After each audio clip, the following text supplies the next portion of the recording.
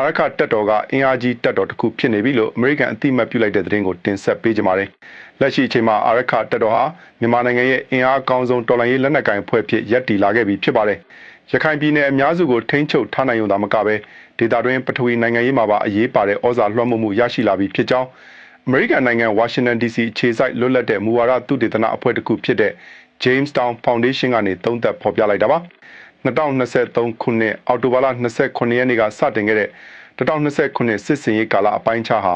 မြန်မာနိုင်ငံရဲ့စစ်ရေးအဟန့်အချက်တွေကိုအခြေခံကြပြောင်းလဲစေခဲ့ပါတယ်။ယခုအခါမှာတော့အာရခတပ်တော်ဟာတော်လှန်ရေးအင်အားစုတွေထဲမှာအင်အားအကြီးမားဆုံးအဖွဲ့ဖြစ်ကြီးထွားလာကြောင်းအဆိုပါလေးလာသုံးသက်ချက်အစီရင်ခံစာကထောက်ပြထားပါတယ်။2009ခုနှစ်ဧပြီလ1ရက်နေ့မှာစတင်ဖွဲ့စည်းခဲ့တဲ့အာရခတပ်တော်ဟာနိုင်ငံရေးဥဆောင်အဖွဲ့ဖြစ် ULA ကိုဖွဲ့စည်းထားပြီးလက်ရှိမှာရခိုင်ပြည်နယ်18မြို့နယ်အနက်14မြို့နယ်နဲ့ချင်းပြည်နယ်မှာရှိတဲ့ပလက်ဝမြို့နယ်ကိုထိန်းချုပ်ထားနိုင်ခဲ့ပြီဖြစ်ပါတယ်